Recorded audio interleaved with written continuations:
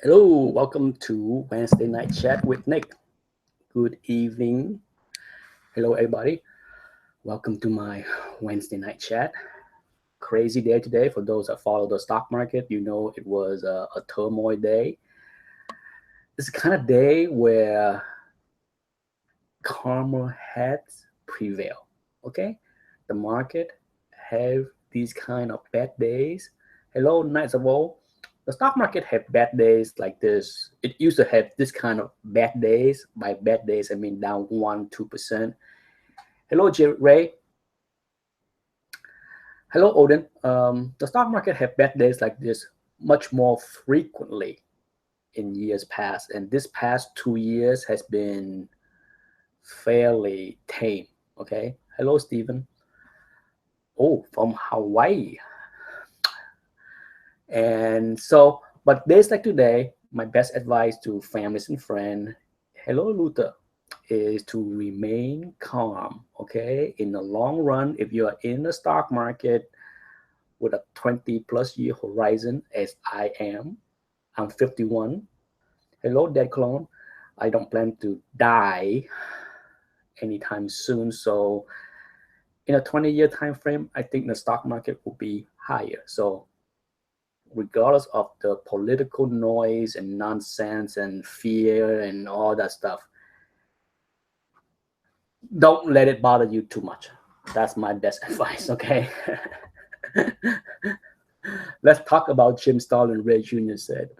I'm a big fan of Jim Stalin. But then again, I think the big news with Jim Stalin this past week is yes, Ray, in fact, if Disney, okay, I had some Disney share, Ray, that I bought long ago. I bought at one point I held a lot more, okay, and when Disney was 121 ish before the Force Awakened, I sold. Okay, I sold a big portion of my Disney share, and I have not bought back those shares. I still have the original share that I bought before. But if Disney get below 100, you betcha I'm back, baby.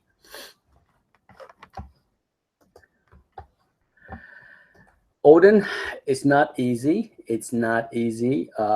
It's not for the faint of heart. For most of my friends that ask me about, you know, stock trading and all that stuff, and my best advice is um, just buy some ETF, buy the S&P 500 ETF, and you'll be okay. You know, don't worry about individual stocks if you don't have time or patience to learn or study and analyze the company. But correct rate. It was 107 ish. It dropped like $3 or so today. But then again, the market, like I said, the market took a raping today. And I think there are more room on the downside. I would not be surprised at all if the market dropped another 3%. Easy, 3%. So, how's the man cave coming? My friend did come over and we finalized. We had modified the cabinet. The original plan didn't work out because what he had in mind, in originally what he had in mind was to cut the metal divider that provided with the cabinet shorter, and then buy these two clip on thing at the end, and then you can adjust the bar. Um, but what happened was when we put those clip in, the drawer was not able to close properly. So because of the way the clip hang over the edge and stuff like that, so that kind of threw that uh, plan out the window. So we chose a different methods to divide. So we did that. We have modified all three cabinets. I am in the process of. I'm almost done. I'm almost done with rebagging and board. I end up buying 700 backs and board in order to redo all of them, and I'm going to use all 700. So, whew, a lot of work.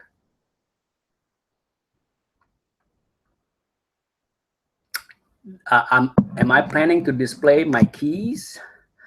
I'm not sure yet. I'm not sure yet. For now, the wall. Uh, Jeff Johnson asked, "How many books do I have?" Roughly 3,000.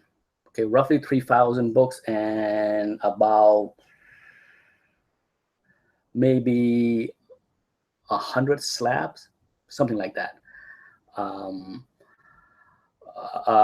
which is still daunting in my opinion, because at one point, for those that watch my channel long enough, at one point about 6 years ago, I had 13,000 books and over 1,000 slabs. Yeah, at one point, the peak of my madness was having over 1,000 slabs and 13,000 books. That was pure madness. Couldn't deal with that anymore. I couldn't deal with that kind of hoarding. I feel the weight of the collection on me.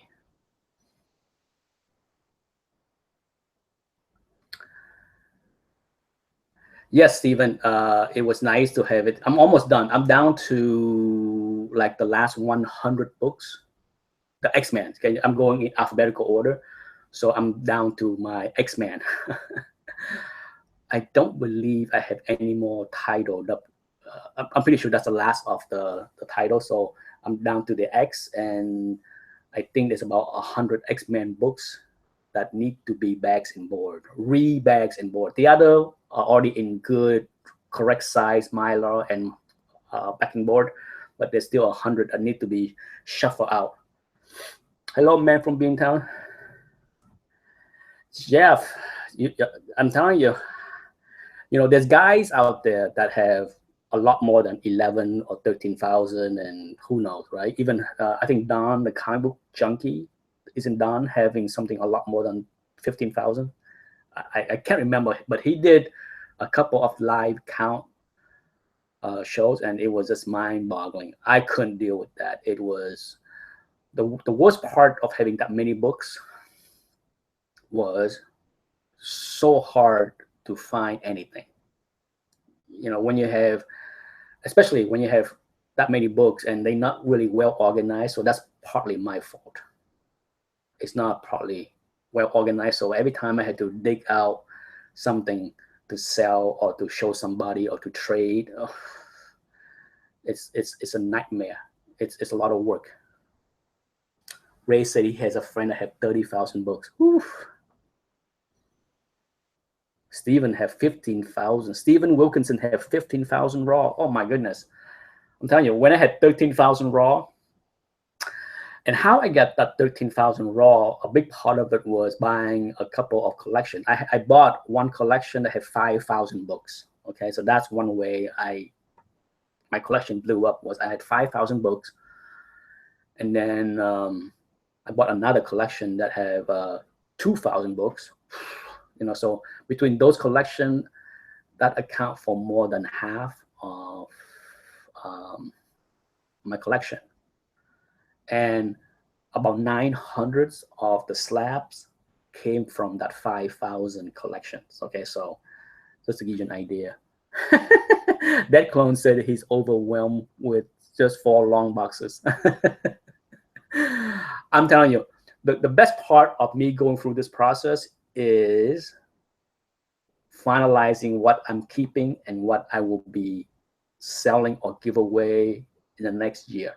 Okay, because I already determined that whatever is not going in, whatever is not fitting in the 3 cabinets is not staying in this house a year from now. So at least I have already weed out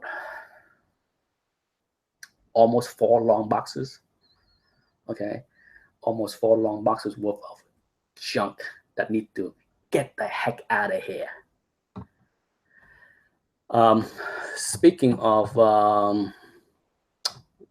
tomorrow, for those that are around, for those that around, tomorrow kick off the big heritage auction.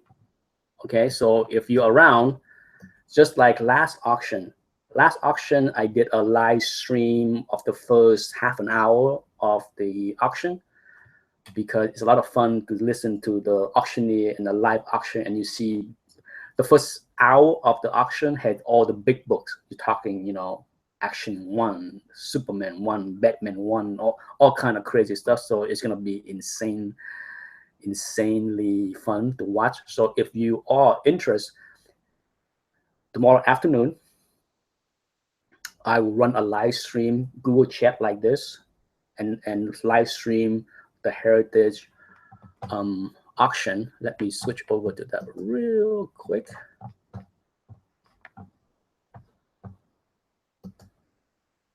What did I do? What did I do? What did I do? Let me share the screen here. Application heritage. Here we go. There you go. This is the heritage auction. Let's see. So yes, come join me. Here we go. This is it. May 18, 19, and 20th. Okay, it's gonna be insanity. So tomorrow, starting tomorrow, here we go. It will start.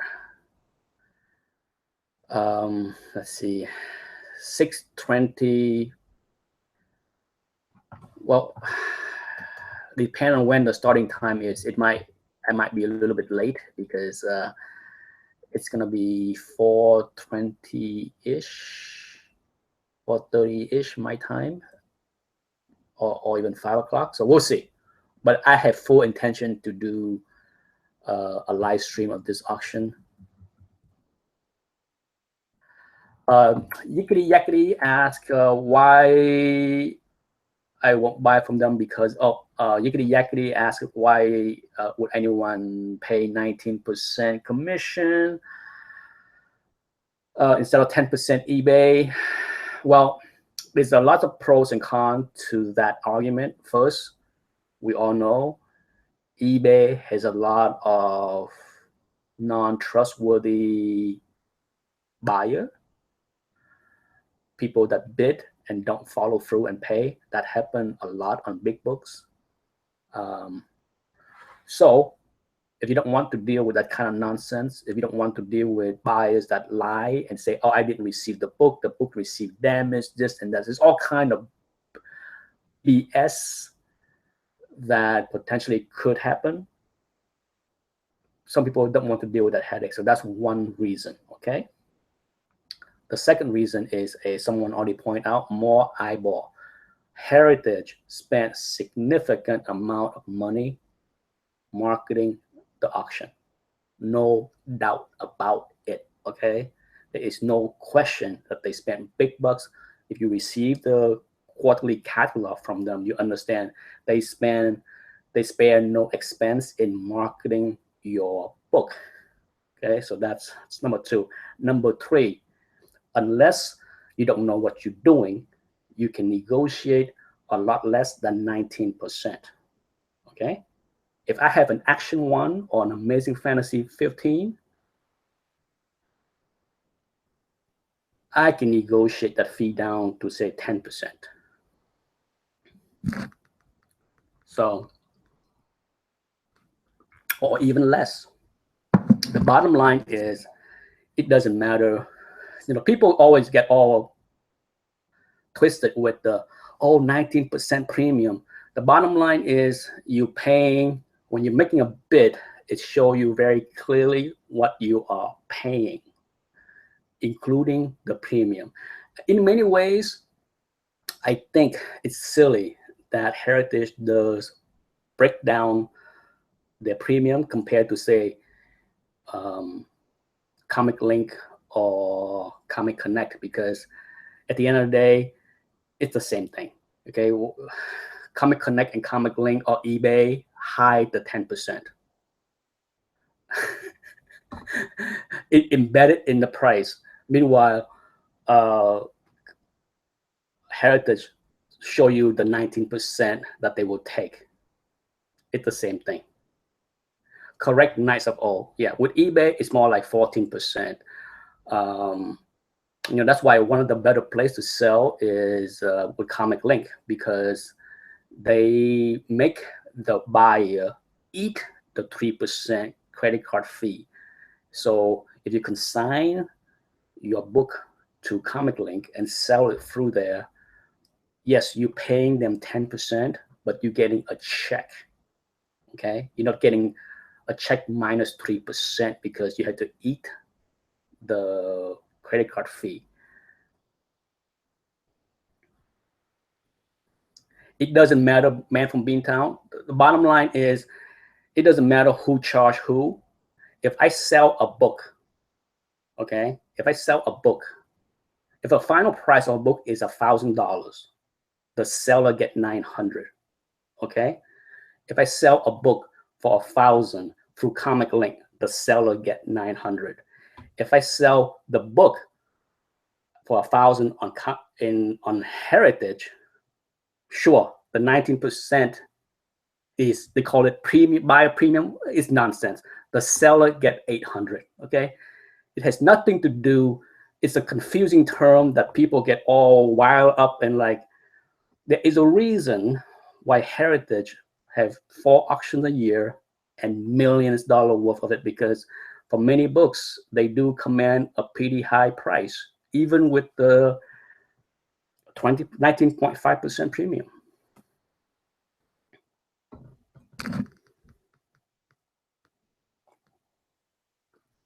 Well, correct. eBay does not charge the buyer. Okay, it's the seller that's going to have to eat. When you're trying to sell a book or buy a book, you have to understand the nuances of how everything works. eBay does not make the buyer pay the fees. It make the seller eat the fee. Okay, so that's why a lot of people on big books does not want to use eBay, because you have to pay 10% to eBay plus 4% to PayPal or credit card thing. Next thing you know, your commission is 14%. Correct? Does anybody dispute that number? It's better for the buy, and the same argument can say that it is also good for buyer of Comic Link. You know, like I said, I can go on and spend 5 hours debating on this, because, you know, the fact is there are pros and cons to every system. Okay, whether it's Comic Link, Comic Connect, or Heritage, or eBay, the fact that thousands, if not millions dollar worth of books are being auctioned at all 4 places say one thing: there are pros and cons is for buyers and sellers to all 4 locations. So please do not even try to say one is better. It is not. Nothing. There's no clear cut. One is better than the other. None. I will debate to death. There is none.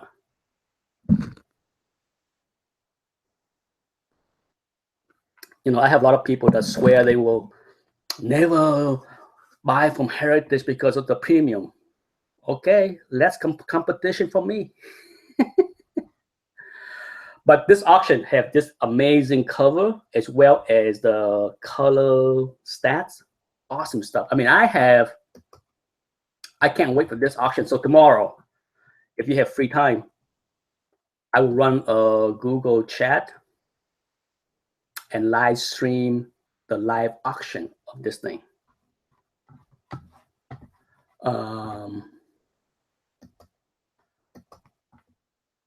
And then on Comic Connect, if you have time to check over there, there's an awesome collection that's going to be auctioned up next month.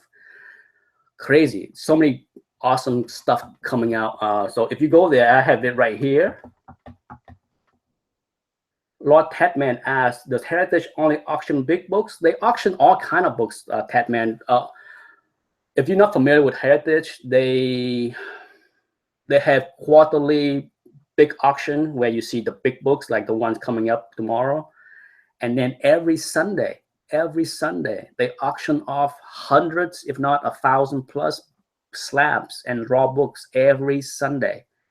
I used to buy a lot from the Sunday auction. Used to. I haven't bought anything from the Sunday auction in 3+ years, I think. It's been over 3 years since I bought anything or bid on anything on the Heritage Sunday auction. And yeah, so yeah, if you haven't seen this John Burke collection, it's pretty awesome. I'm gonna play this video. This promo is on Comic Connect website. I first started dealing with John Burke probably about 25 years ago. He was a lawyer in Connecticut. We had a No, he's a collector. I loved Steven. The collection he was putting together, and I was able to, and fortunate enough to help him put the collection together over many, many years. The part about John's collection that I find particularly special is the appreciation that he had for what he was putting together. He wasn't looking for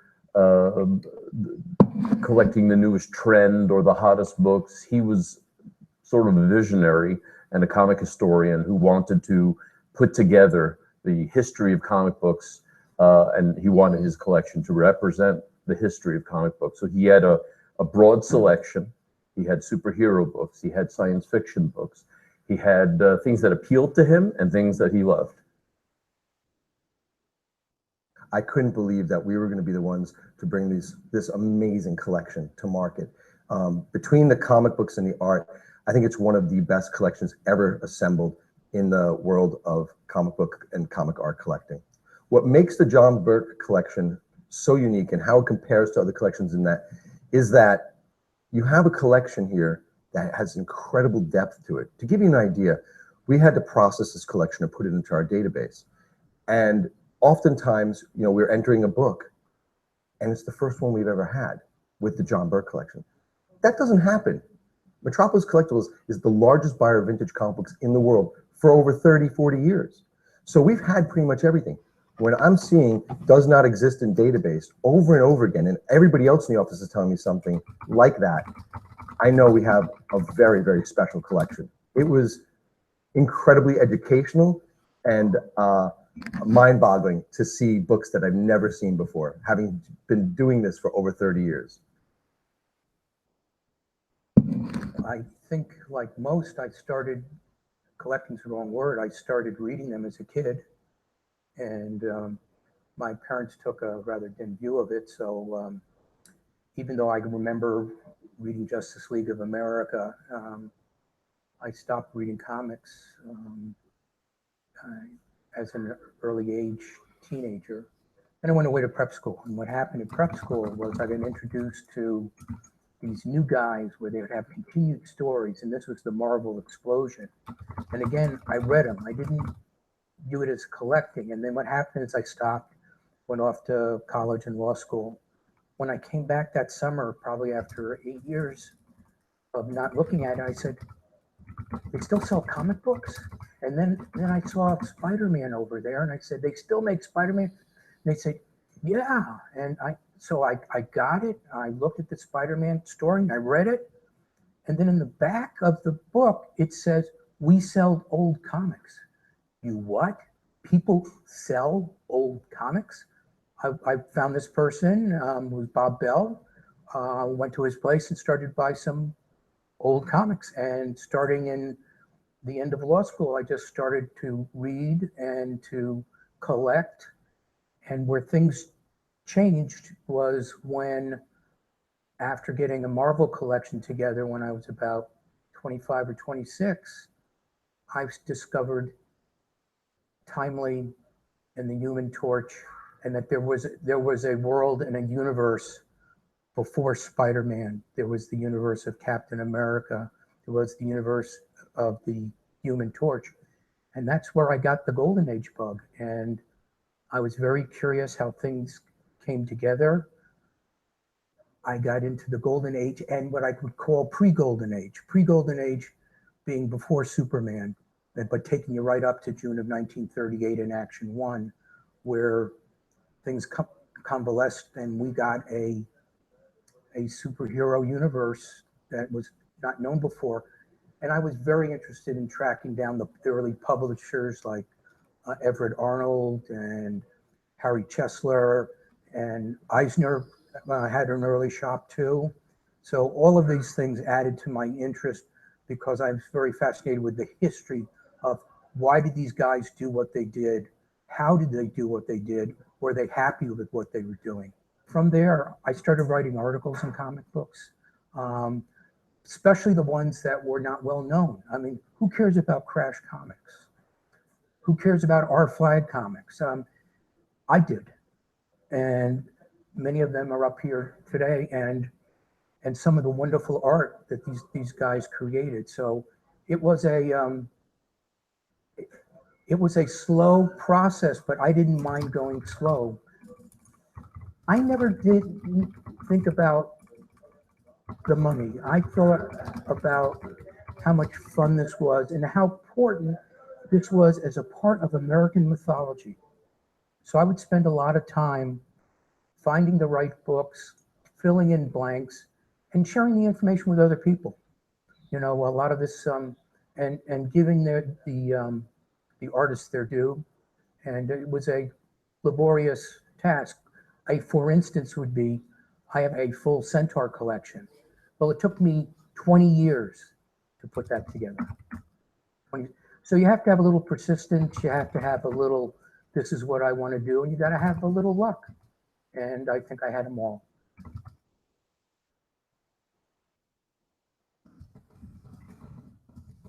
First of all, CGC is the oldest and the best company for grading comics. There's an incredible amount of knowledge and expertise at CGC that allows for books like this to be graded and understood properly. Second of all, the CGC census is an incredibly valuable tool.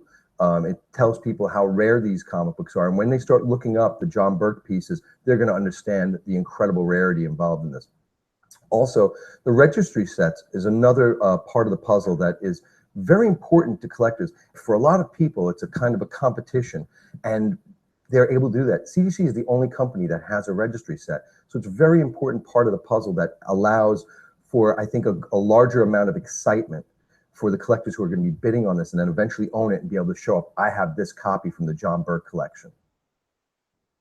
We wanted a consistency to all the books. We wanted to have them in, obviously, CGC graded holders, because I felt that that would be the best way to bring the comic books to market in a consistent CGC fashion. I thank Vincent and Steve for giving me the opportunity to get this out to the public, and I hope people enjoy it. But think about, there's more to it just in the comic book. It's the story, it's the business, it's something that I've enjoyed with a passion and will continue to have a passion for.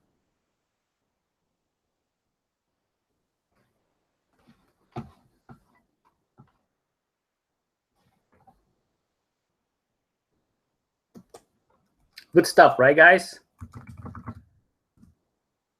And to cap that off, Comic Link, next big auction, kick off tomorrow or tonight, I guess. Look at the preview of this suckers. FF1 9.0, Hope 1 9.0, Amazing Fantasy 15 8.0, Journey to Mystery 9. My goodness, look at that. Look at the books on this auction, huh? Insane. Insane. So I can't wait. Okay, it's gonna be a busy next few weeks with all these auctions house blowing up. They're gonna empty people's pocket. Oh, empty people's pocket. Silver Surfer 9.8, Detective 35 3.5, Wonder Woman 1 5.5, and look at all the original art. There's a Jim Starlin original art piece right there. Woo. Yes, AG Surfer. There you go. Good luck, guys. Good luck on that one. Unbelievable. It's, I guess, the auction kick off tonight.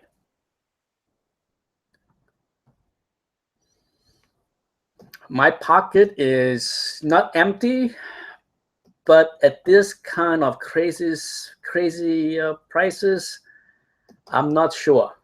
I'm back. Okay. Some people may prefer to see the books instead of this mug. So anyhow, the Man Cave project is coming right along. Hopefully this weekend, the wife and son is going away this weekend. So my goal is to get the books into the 3 cabinets, and then do a quick short video just to show people what I did and how things fit. And then the next big task is getting all this furniture. I have a love seats, a little couch, this old desk that's too big for this room. I have a cabinet over there that need to go. So will do my best to clear out all the old furniture. Out of here. Out of here. Yes, that's gonna be the plan. And then and then I already picked out the new desk. Anthony already picked out the recliner that he wants to put in to the man cave so that he can chill in here with Dad.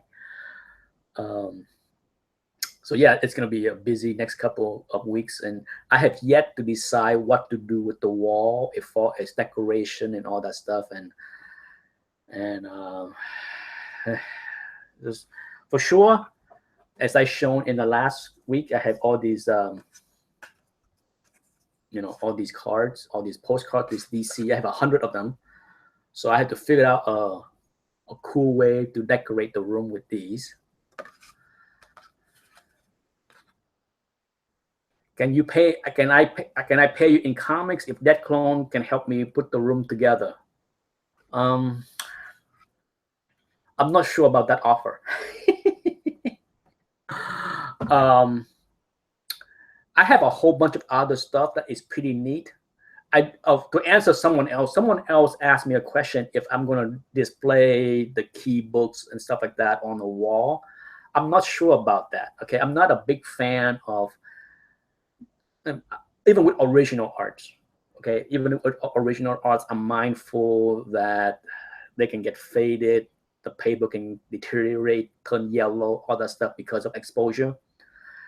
And if I display books, I'm not sure if I want to deal with the hassle of rotating them every 3 months so that they don't get faded or damaged or whatever it is. So I'm not sure how to decorate the room. Okay, like I said, every time I had an idea, I change my mind. I can't make up my mind when it comes down to it. Like I love to get some Marvel black light poster because I love those posters, right? But then when I look at the prices on those things, holy cow, 300 for like a beaters poster with rips and tears and all kind of holes in them. And then if I want to get a good poster, it's like 500 or even more.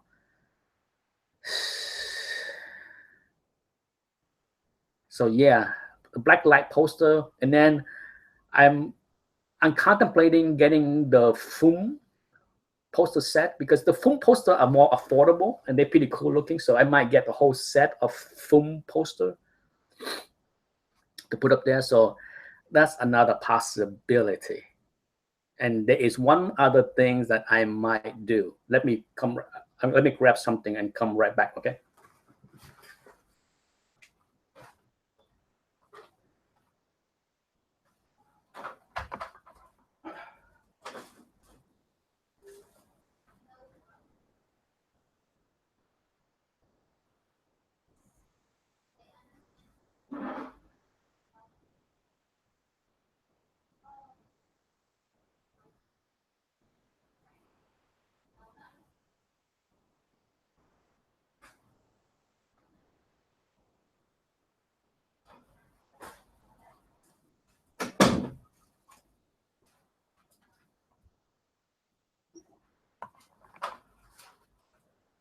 Okay, I'm back.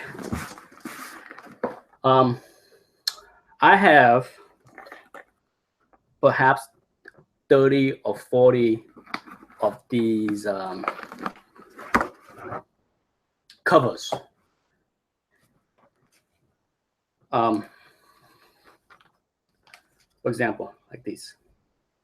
Instead of like displaying books, I can build the shelf, put in the shelf that you see in many videos of people's man cave, that they display slabs, and put these up. These are printer proof, okay? They are printer proof with Neil Adams signature, okay? So look at the other side, okay?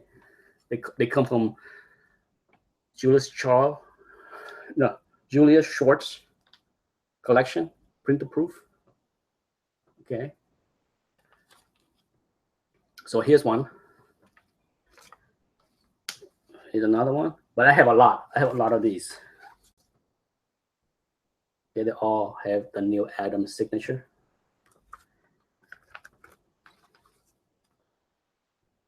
Okay, so I think it would be neat to put them up as well, on the wall. So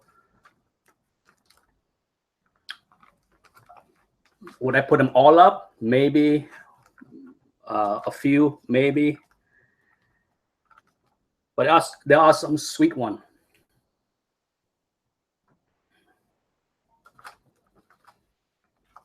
It would be nice to see Batman 232 or 251, but no, I don't have that. Okay, I have other Neil Adams cover, like this one. If I put all of these up, like I said, there's at least 30 or 40 of them here. It would be like a shrine of Neil Adams' signature. This is why I never made any effort to get any Neil Adams signature. I have plenty. Like I said, they're all pretty cool. Some of my favorite one. There's one.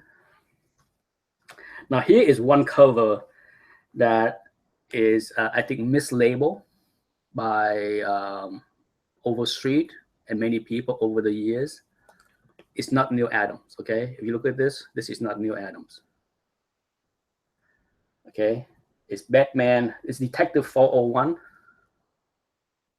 He did not do this one, okay? That's why he did not sign it. He specifically say, I did not do this one. People keep thinking that I did because it looked a lot like me, but it's all somebody else.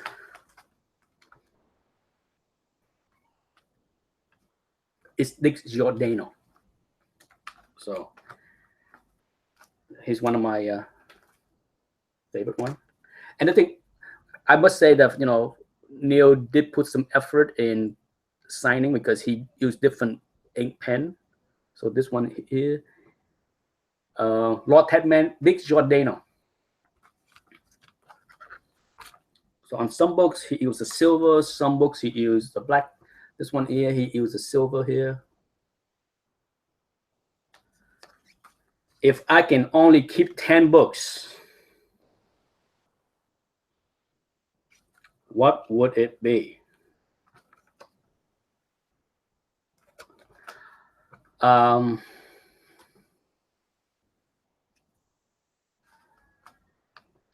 For sure, for sentimental reason. Okay, for sentimental reason, my Iron Man 150 has to be one of the 10. Or this one. You see Neil Adams' signature right there. Right there.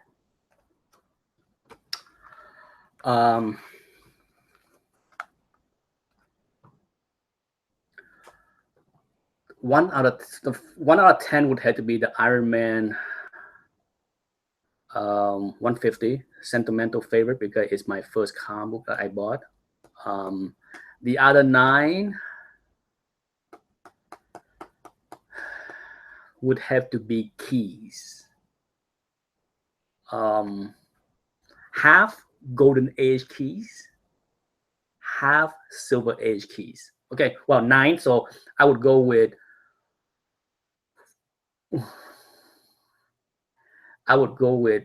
4 Golden Age keys. Tough one, and 5 Silver Age keys. $40 a ticket. Oh man, I'm rich.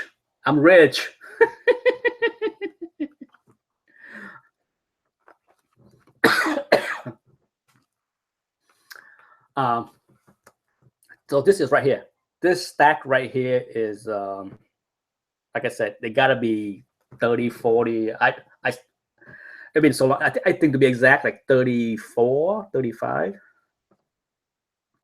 Now I paid a lot more for these. Actually, I may have told the story on how I got these, all the covers with the certificate and Neil Adams' signature.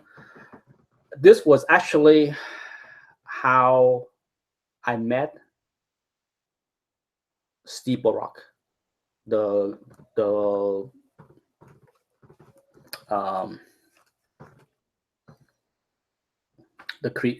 founder of CGC and the head of CBCS.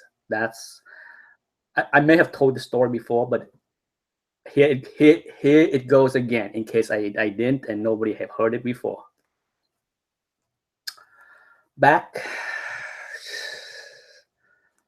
I'm trying to remember, maybe 6 years ago. 6 or 7 years ago, I have always donate a little money here and there for the Hero Initiative, that nonprofit organization that try to help artists and creators of comic books in financial needs or medical needs, whatever, if they in financial bind from medical issues or whatever it is. The Hero Initiative has always tried to help them. And I think 6 or 7 years ago, 2010, Neil Adams and Julius Shorts or his estate came up with this idea of, that he has all of these cover proof that he will sign it with the certificate and donate it to the Hero Initiative to be auctioned off. Okay. And when I saw the auction actually took place in the big shop in Miami, Fort Lauderdale. For those that live on the East Coast, I'm trying to remember the name. Phil Comic Shop, something like that. It's been a while, but it was showcased there. So Phil run this big charity thing where he actually put all the covers on the wall for display, and then people can buy them, and the money will go to the Hero Initiative. And somebody went in there and bought, I think 5. There was 1 or 2 other previous buyer that bought like 6 of them. I think there was a total of like 40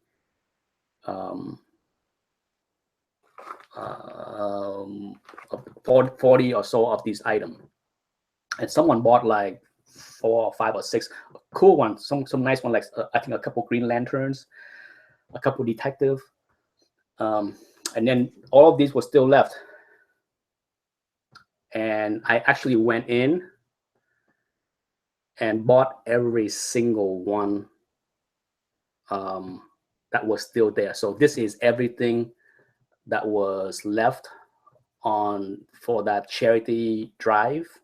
So I bought every single one of these. A lot of money, but I thought it was for a good cause. And at the time, Steeple Rock, this is when Steeple Rock was still working for Heritage. And he was he was high up there in the organization of Hero Initiative. I'm not sure what position he held, but he he's he was contacted by the shop that auctioned these off for the Hero Initiative. He was contacted by the shop because they were extremely happy that it was a successful fundraising for the Hero Initiative, and someone bought the bulk of these covers. And that person lived in Sarasota, in the same place as Steve Barak. So Steve Barak made a personal call to me and said, hello, I'm Steve Barak. I'm calling you to say big thank you for making us a huge donation to the Hero Initiative by buying these. And for that, I would like to take you out for lunch just to say thank you. And, it just happened that you live in Sarasota and I am in Sarasota. So let's get together. So that's how he and I met and became friends. And we met many, many, many, many times and many, many lunches since then. Like I said, this happened a few years before he started CBCS. So yes, that's the backstory of how I got my hand on all of these cover proofing, as you call it. It's neat. Like I said, I don't imagine getting rid of them. I made a donation. I got these, and that's it. So they make for good display. So my plan is, instead of like displaying the book, these are in Mylar already. I just had to, put the shelf up, and then, like I said, it's 40 of them, so I can certainly cover up half the wall. So that's it. So yes, that's part of my plan on decorating the room. Many, many options. I even toy with the idea. Thank you, Declan. I even toy with the idea of getting a comic book spinner rack to put in one of the corner. But then I'm just like, if I buy one of those racks, first of all, it's a pain in the ass to find one. Half the time when I see them on eBay, people don't ship them. I had to, it's only for local pickup, and it's never in Florida. That's one of my few regrets. When I first moved to Florida, gosh, it's been over 12 years now, almost 13 years. Knights of Old, back to the 9 books. Well, let me finish the story on the spinner rack. 9 years ago, 12 years ago, when I first moved to Florida, there was a spinner rack for sales on Craigslist 2 hours away for $150. It was cheap. And I didn't have a car that I can fit the spinner rack in, so I decided not to bother, buy it. But in hindsight, I should have, because now the same comic spinner rack is going for $500. And like I said, half the time it's not, you can't even buy them because it's for pickup only, and they're in California or some other state. It's never in Florida.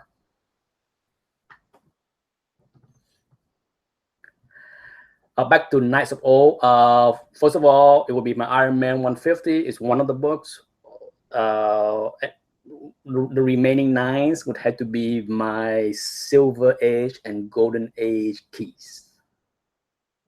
It would make no other sense for me not to keep those 9. As far as which one are they?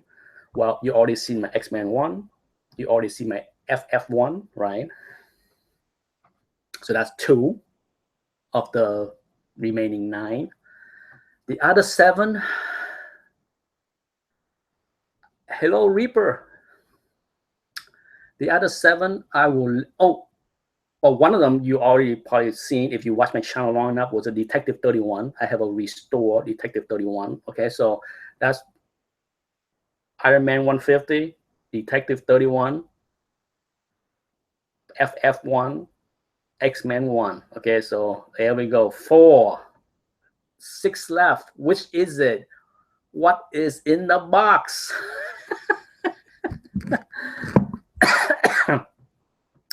Yes, Amazing Fantasy 15. That make it 5. What's the other 5?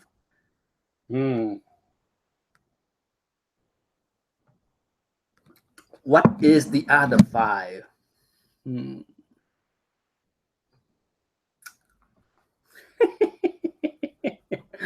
I won't say it.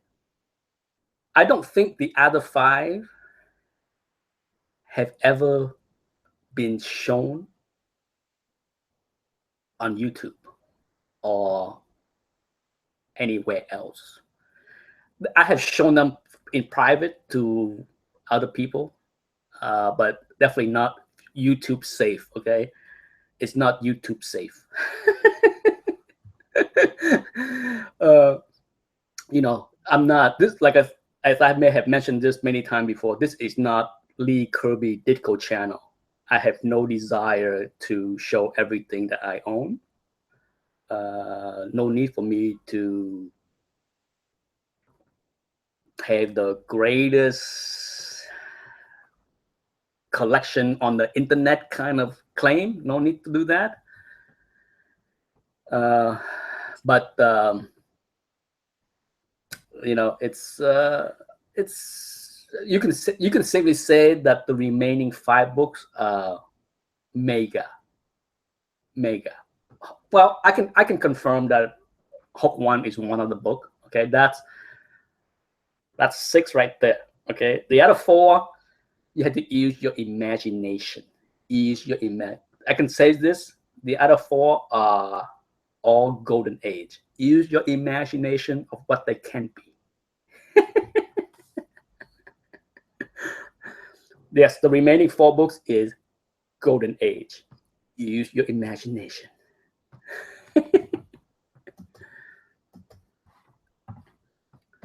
No, that's one book. That Pulika I don't have is Captain America 1. I passed on that book so many times, so many years before all the movie hypes.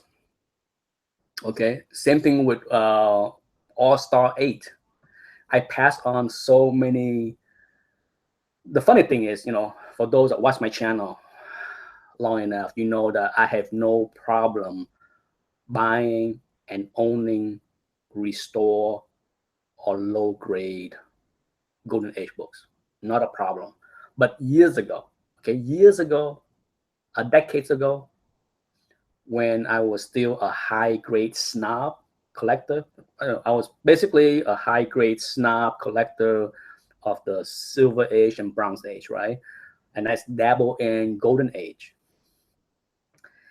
And no, not that I buy high grade. You know, I was buying, you know, mid grade, like 5.0, 4.0 range. That's fine with me. But many of the big books like Captain America 1 or All-Star 8 that I saw that I could have bought for dirt cheap. You're talking about All-Star 8 under $5,000 kind of thing. You know, when the same book today would go for $25,000. They would be like 2.0 with big rips, pieces missing, big tears, spine split, you name it. It was just, for me, back then, that was just too fugly for me to buy. That's why I passed on them. Sure, hindsight is 2020. I should have bought them, but it is what it is. Are they worth less than Tech 31? No.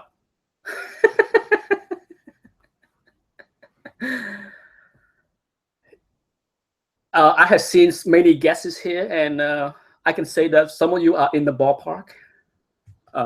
No, seriously. You know, it's just something that Even if I want to show them off, they're at the vault. They're at the bank's vault. They're not here. Okay, I would never keep those things in the house. Uh, it'd be crazy. Um, there's no point on doing that. I just look at the time. It's 7:53. I only have maybe 7 more minutes to go. So just a reminder, tomorrow, I think, is when Alien Covenant open. So depend on what's going on with my day. I might have to go see Alien Covenant during lunchtime.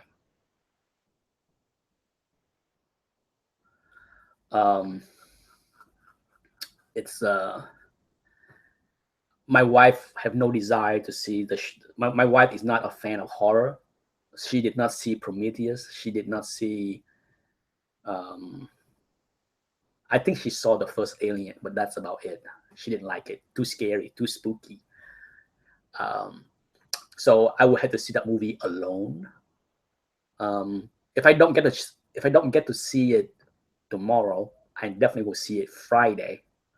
So look for my review this weekend for Alien Covenant. I'm super excited to see the movie, as well as the live stream heritage auction. Okay, as I mentioned already, tomorrow I will live stream the first 30 minutes or so of heritage auction if I can, because it's fun. It's fun to listen to the live auctioneer go off and see the bidding go crazy on the big books. There's gonna be some books that's gonna go for 6 figures tomorrow. We will see where the big boys with deep pockets man up. It's gonna be a lot of man up tomorrow. Okay, there's gonna be people that's gonna be like, it's mine, it's mine. Yes, that clone. I do this a lot. I love to see a movie during lunchtime during a weekday, especially on Thursday when most big movie open, because there's nobody there. I'm like one of 5 people in the movie theater. It's awesome. I don't have to deal with talking people, yapping children. I'm there alone. And if it's a good movie, good enough for me to see twice, then I go see it again with my wife and son on Saturday or Sunday.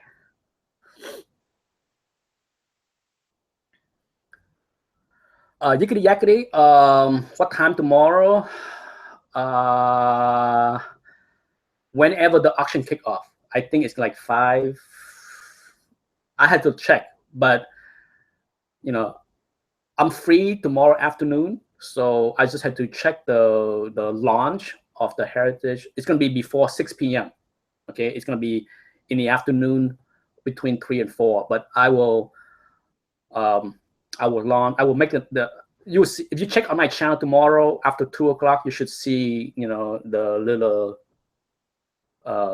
thing that say that a Google chat is coming up in the next hour or so. So if you want to participate like this, where I will have the auction live stream on the screen while I make commentary. I did this before. I did this last time they had an auction. I had a lot of fun. There was a bunch of guys that was able to join me, and we watched the auction together and had a blast seeing the fireworks. Hello, Thomas Churchill. You made it right near the end. How's Anthony? Anthony is doing fantastic. He has 2 more weeks of school left. He's 10 years old. He just turned 10 years old just last month, or April, 6 weeks ago. He's a big boy. He's a little man now. Summer is coming. Summer is coming in 2 weeks plus. School's over June 3rd. It's bizarre. School ends on a Tuesday. Does that make any sense? And school ends on June 3rd and start again in August 14th. It's going to be a short summer. Anthony is bummed out because he literally had 9 weeks of summer.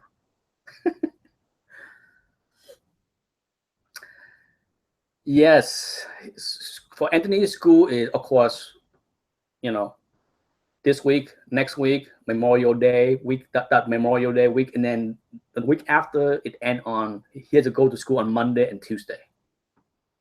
Okay, whatever. But then again, 9 weeks later, he will start 5th grade.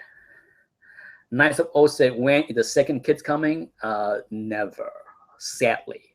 I want the second kid. Okay, my wife is the one that said no, no, no, no, no. In all honesty, I would love to have 3. At least, if I met my wife 5 years earlier, we would have 2 kids or 3. But by the time I met my wife, I'm already 40, 41. When Anthony was born, I was 41.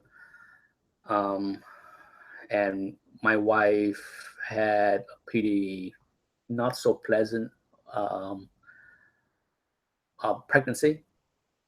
There was a lot of scare. I mean, when my wife was pregnant, we did all kind of tests. Okay, and there was all kind. It was not pleasant because seemed like there was all kind of potential for defects and this and that, and the art.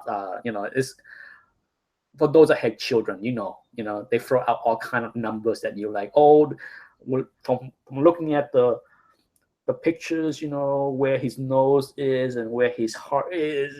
There's a 1 in 1,000 chance that he have Down syndrome, and there's a lot of stress. It's a lot of stress on my wife and I, as far as the weekly or the monthly visit and discussion on like how are we gonna deal with the situation should something. Should Anthony is born with some kind of defects, how are we going to face it and deal with it?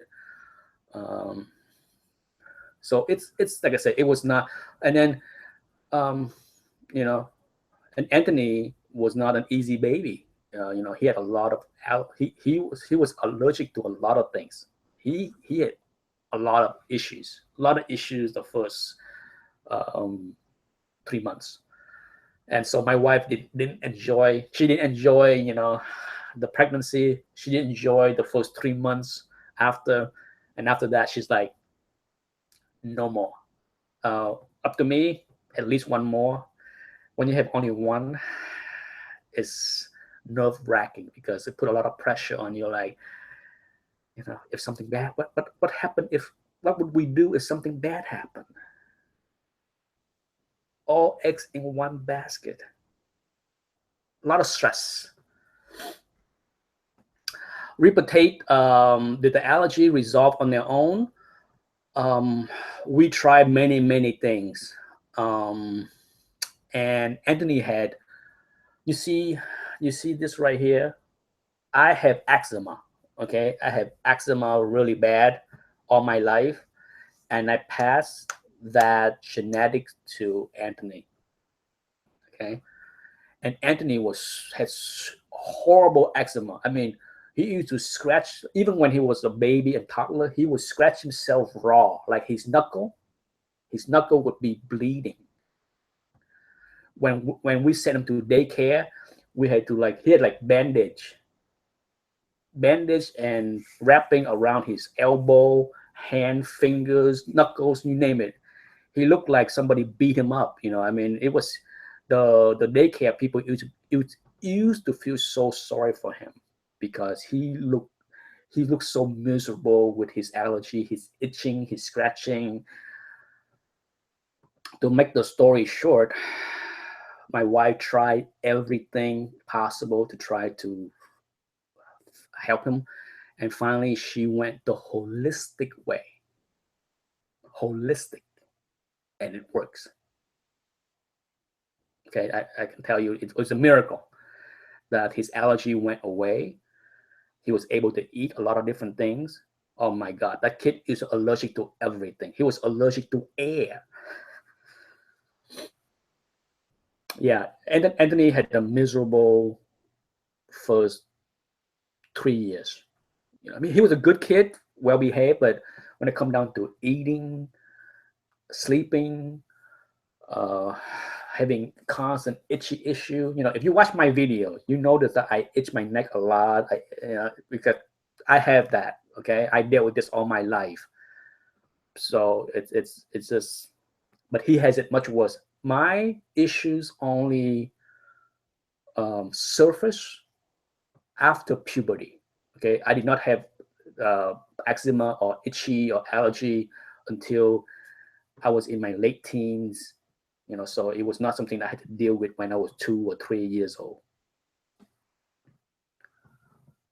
Yes, Anthony, his allergy is mostly gone. Like if you look at his elbow now, okay, you see a white patch on his elbow, you see a white patch on his neck, a white patch on his knee, but it just scar from years of scratching like this. But I say he's it's gone for the most part, but he need to visit the holistic witch doctor every few months just to retreat him. It works. Whatever works, I'm cool with it. Hey. Anyhow, it's time for me to go. Thanks everyone for watching. I will see you tomorrow. If you can make it to my live stream heritage auction chat, come and join me for the fun. Anyhow, that's it for tonight. See you tomorrow. Good night.